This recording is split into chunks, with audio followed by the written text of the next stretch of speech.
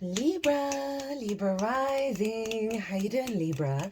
This is your reading for Saturn in Aries. But we are only working with the direct motion that takes us up to the 12th or 13th of July, when it will then retrograde. So we're just covering the first ingress as Saturn is direct. My name's Chloe. I work with card divination, astrology, and I've just very strangely put my hands over my heart space. I've never done that before. And I channel multi-dimensional energies through my body, both in the form of physical and vocal light language. There's the vocal, and there's the physical. This all brings in healing, attunement, and activation codes from my guides and my support team for the messages that come through in this reading. At the time of recording, the ascendant is in Libra, so we're very much in alignment with your energy, Libra. So this is, as I said, the Saturn in Aries reading. I read for the rising sign, so for those of you who do not have Libra in the first house, look to the house it does fall in your natal chart. Look to the themes of that house, and you want to apply those themes along with all the other meaning you've got going on in the sign of Libra to the messages that come through, because it's going to be as if that Libra energy has now energetically moved to the first house. So the astrology for the rising sign will always still link in. You've just got to add on your own natal chart meaning on top of it.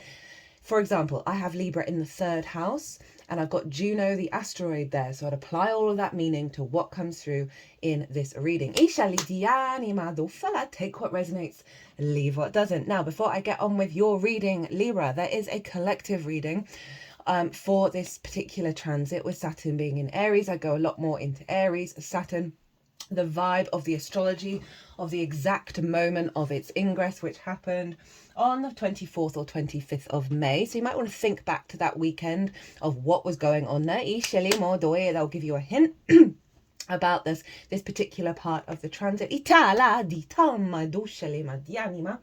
I lost my train of thought. Yeah, so in that reading, go through all the astrology in lots more detail of the exact moment. Pulled collective tarot card, channeled messages come through, as well as me, as I said, me going more into Aries and Saturn and what's the vibe. So that'll bring more depth and nuance to what shows up here if you feel so inclined. Now, let's get into it. So we are going to get one card from this deck. This is my sort of Piscean deck. It's very imaginative. It's got beautiful imagery on it, and we lean more in the imagery of that. And the reason why I'm using this deck is because Saturn is going to retrograde back into Pisces. So we haven't finished that whole transit in Pisces yet, but Saturn's learned a lot being there, and this card is going to represent what is Saturn bringing from Pisces into this Aries transit that is supporting this particular cycle of the transit, right? So we're going to get a card from there to represent the Piscean energy that's here to support you in this couple of months that we're doing. It's not even that really, it's about a month and a half before Saturn goes retrograde. We're also going to get a card on what is the activation code that's coming in with this direct emotion that's going to unfold over this time period. What's the agenda that Saturn's up to? And I like pulling cards on this so we get the zoomed out perspective, which means you can apply it to all the nuances in your life. And we're also going to get a card on how to work with that activation code, how to focus your energy over the next, as I said, month and a half. We've also got 3 oracle cards on oracle decks on deck that we're going to be using. Oh, good, I'm a bit all over the place. So, Libra rising, where is this happening for you? Well, it's opposite your sign, isn't it, Aries? And that's over in your 7th house of the other. Right, one-on-one important relationships in your life. Be that a business partner, one-on-one clients, your therapist, friends, really close friends. Okay,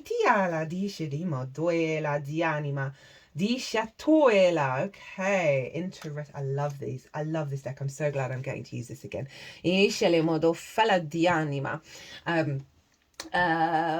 And long-term committed romantic relationships, as well as your relationship with Source. Now, Saturn is about restrictions and limitations on one side of it. It's about authority, right? It's also, for me, predominantly about integrity and commitment. It's about responsibility, due diligence, cause and effect, hard work, basically karma. It's about boundaries, but it's also about making things real as well. And so Saturn is moving through your 7th house. Now, one thing I will flag up is that the one-on-one people in your life, depending on their natal chart, could show up in ways where they are kind of a little bit tyrannical, a little bit I am right kind of energy, right? With Saturn moving through there, of impinging on your authority, of putting up limitations and boundaries. If this is part of your journey, it's not going to be for everyone. This is going to help you go further within yourself and realize what's important to you when it comes to the other. Saturn isn't necessarily the easiest of transits, but it is incredibly profound. You come out the other side of a Saturn in the 7th house transit, realizing what you want to commit to, right? What's really important at the end of the day. Saturn knocks down foundations that don't serve you for the next 30 years. So that can see certain dynamics in your life falling away. Trust in the process, right? At the other end of it, you are more in your power. You have more understanding of what it is that you need for the long term in the other, right? And that's really, really helpful because so often we can have distorted ideas about what's good for us in regards to the other. Now, when I had Saturn moving through the 7th, it was timed with Jupiter as well in the sign of Aquarius. That was a different kettle of fish altogether. But I'm not wearing any of my rings at the moment. I've just felt called to have plain hands. But I have an infinity symbol ring, and I put it on my ring finger, my marriage finger, in commitment to source, right? I really started to get to grips and get in alignment with my relationship with source and what that meant to me, right? And really understanding the cause and effect of a lot of relationships in my life, and really working through that at a very profound level. So it's really big stuff, right? It can Saturn can represent an upgrade of commitment in the relationships that you have, right?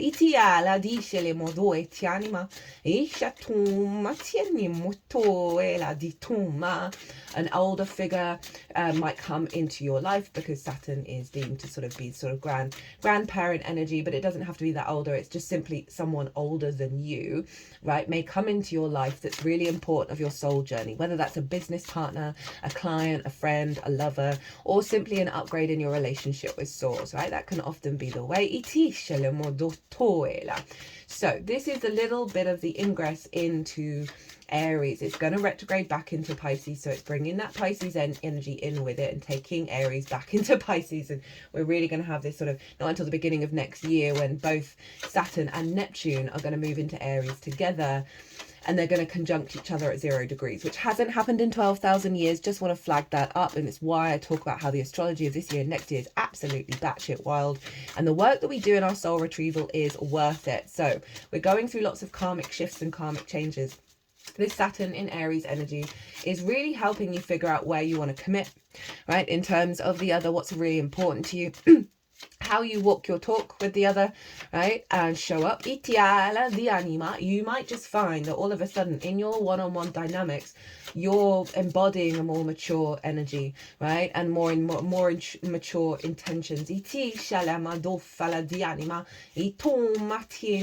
You're understanding why relationships are the way that they are and what they mean to you in terms of the cause and effect. Saturn moved in there. Saturn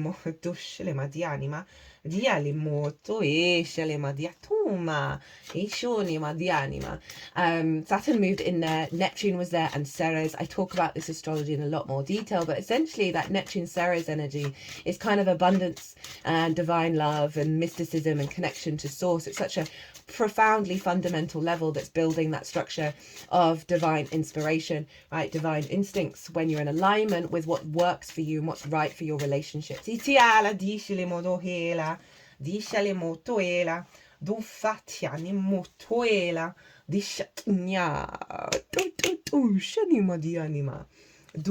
Now Saturn will be influencing Oh, I just want to say, itiala. Interesting. We're going to get one more. Ituela di shalemo do etianima.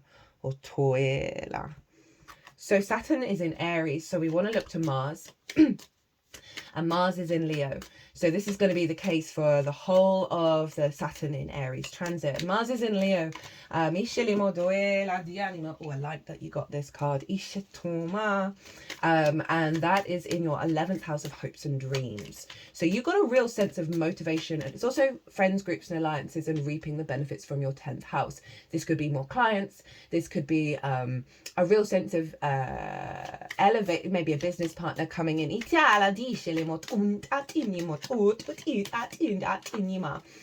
could be meeting a committed relationship as well when you're in a group. But overall, it's a predominant energy of your motivation and drive being linked into your long-term hopes and dreams, right? So this can see certain dynamics in your life perhaps fall away. That will be part of the soul contract. When your frequency changes, that can mean that people in your life that you were deeply connected to, just all of a sudden, or not necessarily all of a sudden, but sometimes, there's a disconnect. Like you're like, oh, we're no longer back and forthing, and that is a soul contract, right? That's all in alignment with everybody involved. So never beat yourself up too much about those sorts of things if they're happening. So that's where Mars is. Oh, your cards are really kind of spot on with what Saturn's up to, because remember, this is just a month and a half and it's laying down the foundations of the longer term transit. Now Saturn rules Aquarius and Capricorn. So those houses are always influenced by the Saturn transit. And that is your 4th house of your roots and your foundations, your ancestors, both blood and soul lineage, parental figures, roof over your head, things you do in private. We got a lot of trauma in the 4th because we got the ancestors and the parental figures. Love languages that we pick up, how we connect intimately with other people, right? And that can be a struggle bus for a lot of us. Having like committed, important relationships in your life that serve both parties. That can get distorted by what we've learned in the early years and what we've taken on. So Saturn is upgrading the sense of commitment that serves your foundations, right? The sense of elevation that serves how you build in the world, right? For some of you, this might be moving in with somebody. And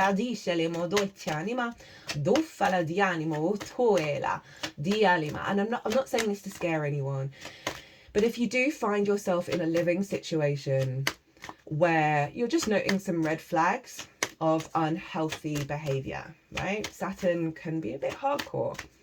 I want you to be an observant of them and don't think that you're mad.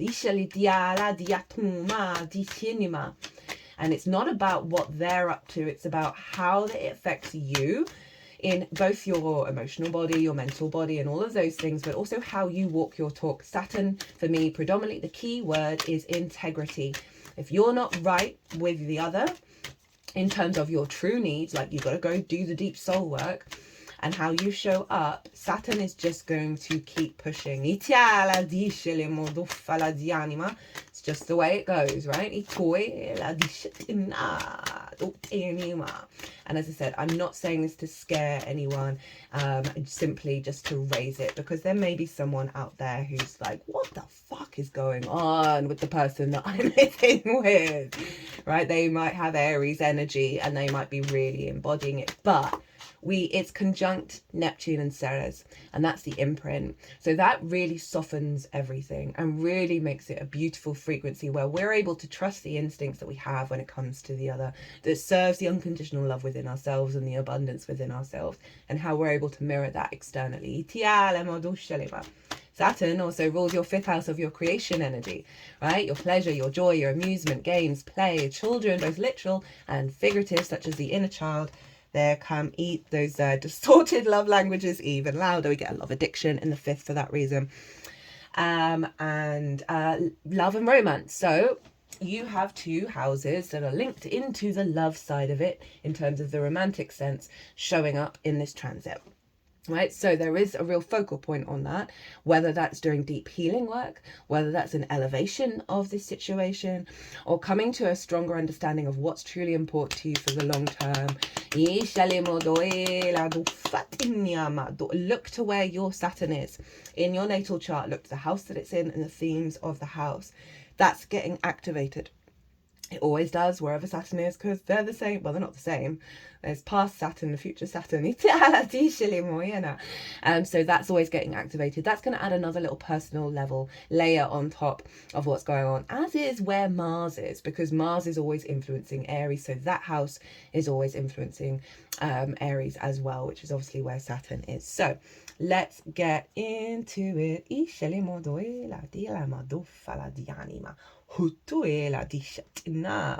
So first up, this is what's coming through from Pisces to help facilitate you. Now, I really focus on the imagery of these and then lean into sort of the more traditional tarot interpretation. So this is what's coming through that's supporting the transit that Saturn is now on. And we have the 10 of Wands, but I love this image so much. Now, Pisces for you is in your 6th house of work. How you work. It's the adult in the room. How you figure things out, how you put it into practice. It's about work, physical health, routines, co-workers, and therefore collaboration, pets, and acts of service. Now, the 6th house is very important for having healthy relationships. If you don't understand how you work, how you figure things out, and be able to understand that how to work with other people, it's almost impossible to have a real true depth of relationship. You know, it's also physical health and work itself and routines. So often we can sacrifice the burdens, or we can sacrifice all of that of taking care of ourselves and being the adult in the room for the other. Right? That 10 of Wands carrying the burden of the other, and the passions and the drives and the problems of the other, right? And being very nurturing and very facilitating. Now, it's saying that that's coming to an end with the traditional 10 of Wands showing up, right? This is what's being cleared out. But I really want to focus on this image where you see you've got this is you down here.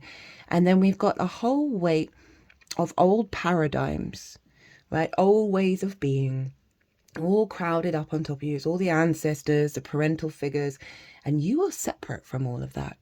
In fact, you've gone through a cleansing of all of that, and you are in a state of rebirth. I'm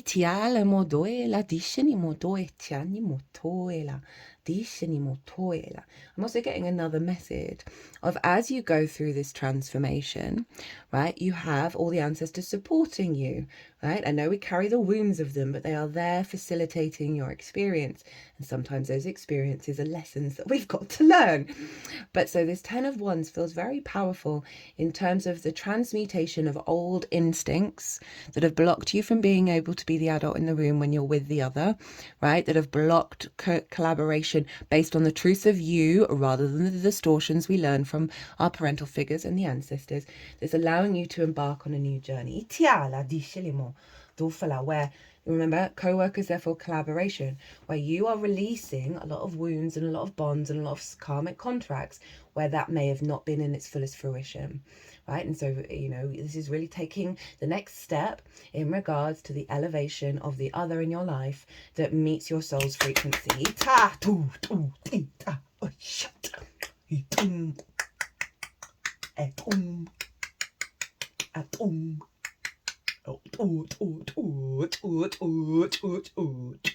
Yana.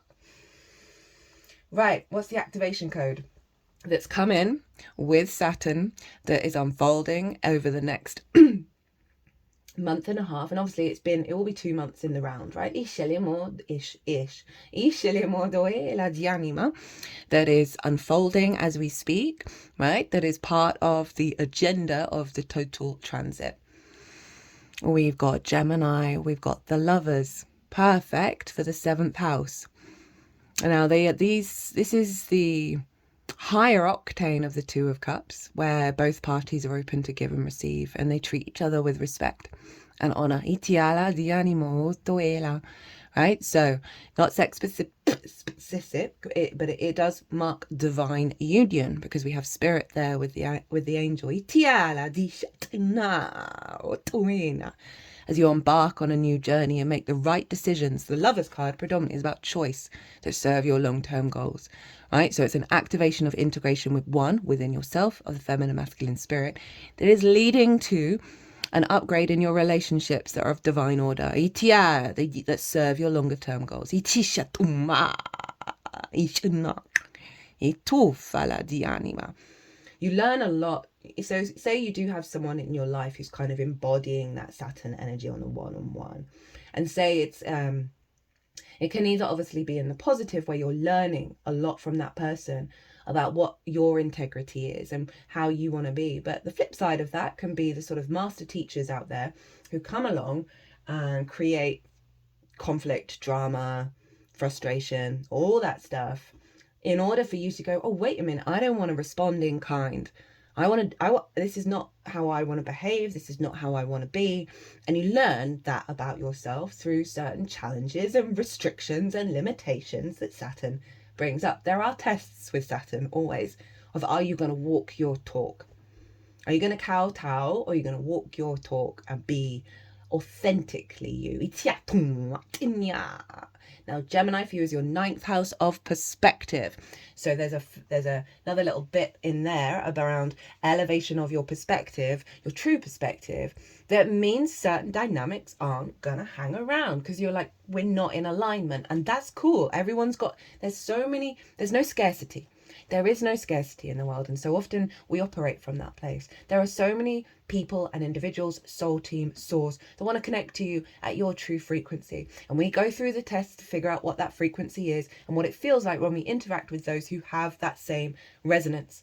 And that everyone's got their own path. Trust in the I am of everyone, and all experiences that there is no scarcity in terms of, oh, that was a really close friend, or I needed that business partner, or those clients, oh damn, or that lover, right? Where you're like, oh, I'm never going to meet anyone like that before. Try and step out of that and trust in the process. What is meant for you truly will always come to you. But be really beautiful energy in terms of the kind of upgrade excuse me, of those relationships. And Saturn's getting it in alignment from the get-go. What to focus on, what to embody, to amplify that Lover's card. We have the 8 of Swords in reverse. This happens to be Jupiter in Gemini, which is about to leave soon on the 9th of June. They want you to get out of your limiting beliefs. Right? Sometimes it's handy to figure out what are your limiting beliefs when it's in the upright. Right? Trapped in a cage of our own making, and it's not even a cage. So this is about two-pronged. I feel one, being in observance of when you notice when you are acting on a limiting belief, and then redirect that energy. Realize that when that happens, it's just to let you know that it's a limiting belief, to help you move through it. So this is really beautiful in terms of getting right with your own perspective and applying it. You know, for some of you, I do feel called to say it again, you know, if you might feel like you're being gaslit, right? If there's stuff going on where you start to feel like you're going mad because someone in your life is acting like you are making things up and that your reality isn't valid. Okay, so this can be really helpful. I know it doesn't sound fun, but it can be really helpful to get right and figure out what your frequency is, what your truth is. But overall, they're really wanting you to start operating, be in observance of those limiting beliefs, and start to do little things that shift them, that put you into what is the truth. Right? Okay, so that's helping you get out of perhaps the block around the other of, oh, it's always going to be this way, or the same dynamic keeps showing up, that kind of thing.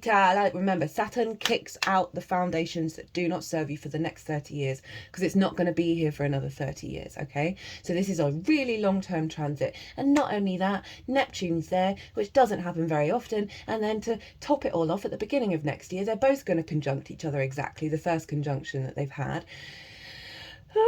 At 0 degrees of Aries for 12,000 years. So let's just bear that in mind, that what we're going through right now is not just about this incarnation. It's just huge. Right. Okay. So what's at the bottom of the deck that's acting as the root energy of the Lovers? Well, the Lovers is Gemini, which is ruled by Mercury. Hello. And this is Mercury. We happen to have the Sun Mercury Gazimi in the early hours of this morning here on the UK. I'm recording this on Friday the 31st. But this is saying, this, under the Lovers, is about your agency. your capacity to manifest your own reality, right? Your capacity to create magic in your life. But what I'm really getting is agency, as within, so without, right? So to work through these limiting beliefs, you rejig your internal frequency that then draws towards you that which was always meant to you, for you.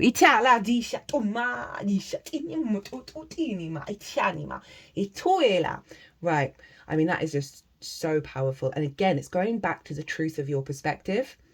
Right, so say there's certain things of, oh, I don't deserve love, I don't deserve one-on-one important relationships in my life, whether that's with source, whether that's getting more clients, whatever it is, right? This is really saying, no, we're getting right with the truth of your divine frequency and the sense of abundance that's coming through. That's very much been in the air with the Saturn-Neptune Ceres energy. It's almost unavoidable, which, when you think of Saturn, oh dear, doom and gloom, this has been so empowering. It's been wild. Right, this wanted to go with the Magician, and we have the Mirror.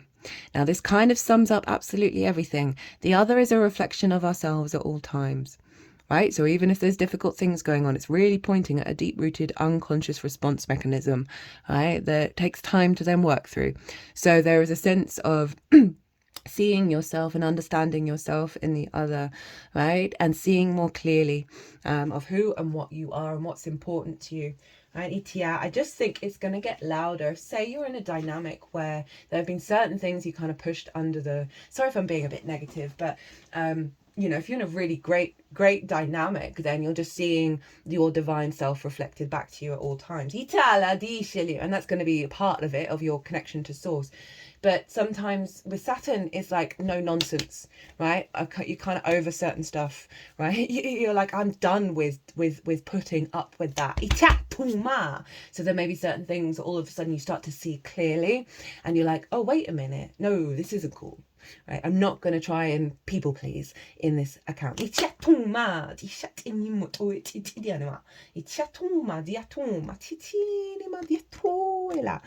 we have the 8th house. Transformation, death and judgment, death and rebirth, baggage, trauma, metamorphosis, endings, magic, mystery, occult, sex, underworld, crisis, other people's money, inheritance. Let me get the thing out.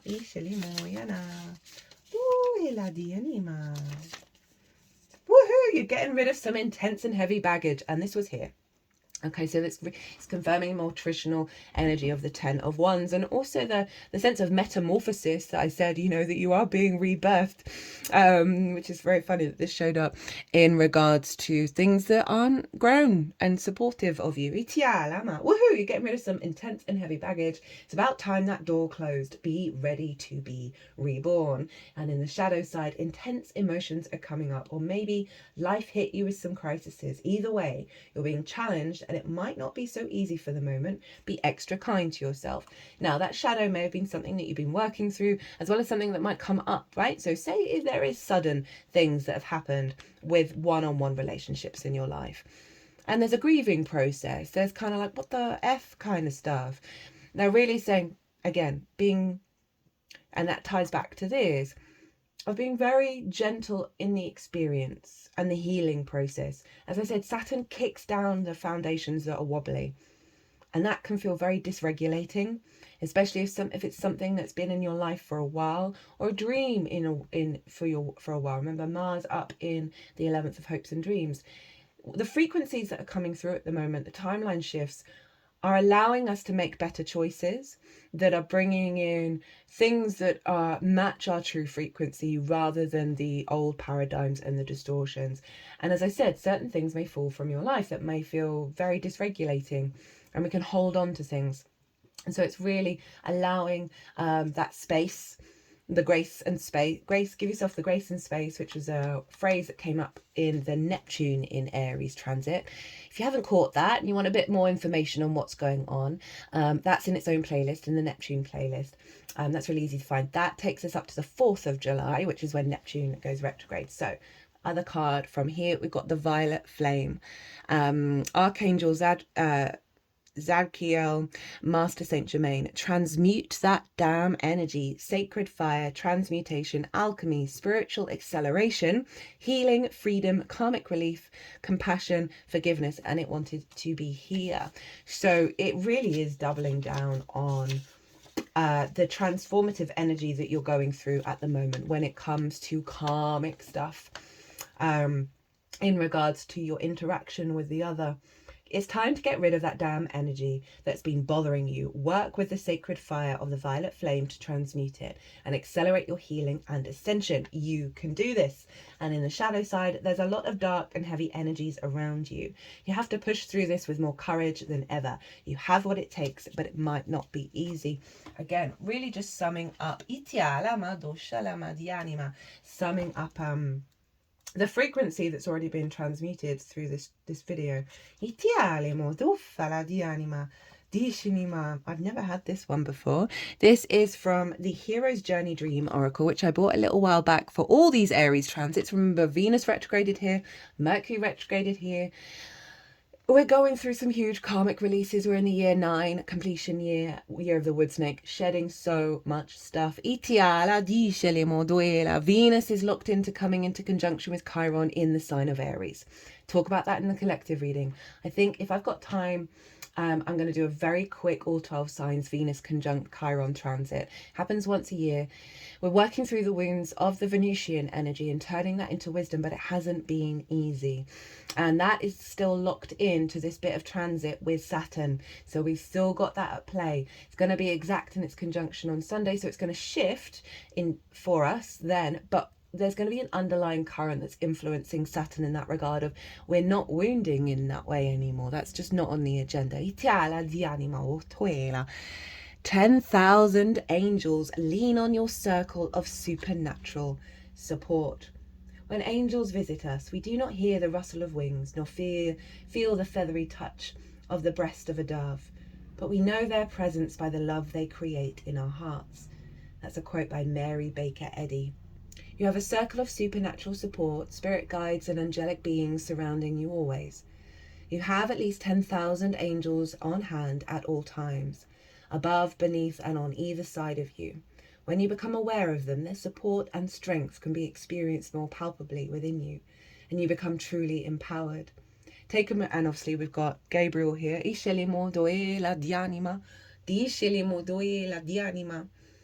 Take a moment to scan over your life and realize you have never been alone. Allow yourself to feel uplifted as you ride on the wings of their vision for you. Discover the loving guidance that is always present. Honor your guides and angels by receiving and acting on their gift of wisdom. That is such a beautiful card to close out with on everything that's shown up. And I forgot to mention, the moon was in Taurus when Saturn entered into Aries, which is in your 8th house of relationship dynamics. Okay, so that's adding on another layer. The moon is in her exaltation. We happen to have the moon in Taurus card from one of the oracle cards, highlighting the significance of the moon here, of your intuition guiding you towards that which gives you nourishment, and releasing a lot of love languages that do not serve. Dream symbol, departed loved one. Oh, you can't make it up. When you dream of a departed loved one, you are connecting with their immortal spirit, the qualities they represent to you, and perhaps receiving a message of love and wisdom to assist you on your quest. You are directly experiencing the awareness that life is eternal, and loving bonds are not severed when someone shuffles off this mortal coil. That may be a parental figure, right? That may be someone who showed you what love really was like. 333 on the clock. The love and healing power from this type of dream cannot be overestimated. Take heed of any messages you receive.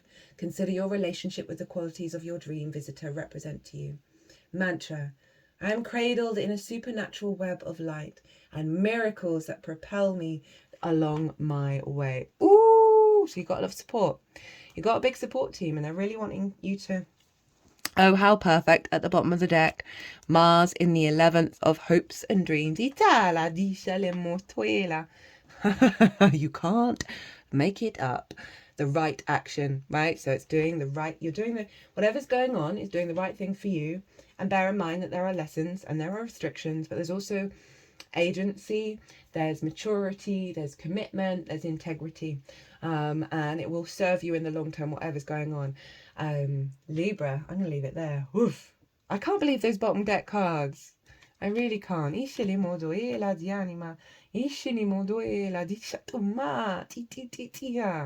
Libra, I hope you enjoyed this reading. I hope it resonated.